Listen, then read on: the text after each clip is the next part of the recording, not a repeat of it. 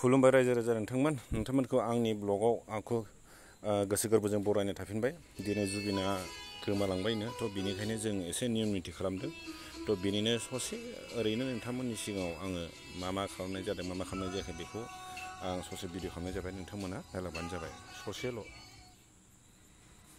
आरो बेजों लोगोसे नोंथांमोना जुदि भिडिअखौ मोजां मोनोबा शेयार खालामना होबानो जाबाय। साबस्क्राइबखौ बाद दोन, नोंथांमोना नायबानो जाबाय, शेयार खालामबानो जाबाय।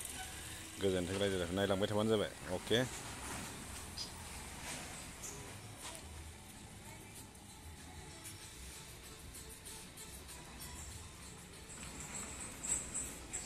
खुलुमबाय रायजो राजा नोंथांमोन। दिनैथ' आंथ' जुबिन फेन मानसि नालाय दिनै गोमालांबाय बेसारा। थ' बेनिखायनो माने जोंनियाव एसे बेनि थाखाय केन्डेल सेन्डेल जावनानै धुप धुना सावनानै जों एसे नियम निथि खालामदों। थ' बेयावनो आरो सासे आंनिनो लोगो बे इउटिउबार जोंनि महादेबपुरनि जायगानि महादेबपुर जायगा मिन्स आंथ' सिमेन्ट सायफोरनि खिन्थु महादेबपुर थायो नालाय बेयाव मोनसे नियम मोनसे खालामदों। थ' बेनाव फंनैसो खोथा सोंनोसै आङो। অ'কে, আপুনি জুবিনদাৰ বিষয়ে মানে আজি যোনটো ঘটনা হৈ গুচি গ'ল তাৰ বিষয়ে কিবা ক'ব নেকি? আমাৰ জুবিনদা আছিলে অসমৰ গৌৰৱ, অসমৰ আমাৰ জুবিনদাৰ সম্পদ। আৰু অসমত আমি জুবিনদাৰ অসমীয়া এটা সম্পত্তি আজি হেৰাই গৈছে। গতিকেলৈ ইয়াৰ পৰা আৰু দুখৰ বিষয় আমাৰ নাই। আৰু ইয়াৰ পৰা দুখৰ আৰু খবৰ আমি শুনিবলৈ নাই। গতিকেলৈ আজি বহুত দুখ লগা কথা। আজি যিহেতু নেকি গোটেই অসমবাসীৰ কাৰণে দুখৰজনৰ কথা।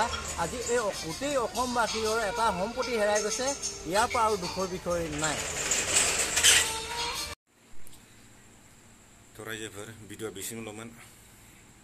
आंथ' जुबिन फेन मानसि नालाय जुबिनखौ गारनो हाया। मानो होनना बुङोबा जुबिननि बर' मेथाइ जेसेबांखिनि दं बेखौनो खोनासंनानै देरबोनाय मानसि गोदोनिफ्राय। थ' ओंखायनो बेसारा रुंसारि जालांबाय नालाय एसे नियम धुप धुना सावनानै फैबाय आङो। सोरबा मोजां मोननोबो हागौ, सोरबा गाज्रिबो मोननो हागौ, खिन्थु आं मोजां मोनो, आं खालामना फैबाय। मानो होनना बुङोबा आंनि जे कालसारनि मानसि, सावथुन मुलुगाव हाबनाय मानसि आङो, बेनिखायनो आं बेखौ गारनो हाया। बेनि मेथाइखौ मोजां मोनो। आरो नोंथांमोना भिडिअखौ मोजां मोनोबा लाइक आरो शेयारल' खालाम, साबस्क्राइब खालामनायखौ मतलब गैया। नोंथांमोना लाइक हरबानो जाबाय। थ' गोजोन्थों, बाय बाय।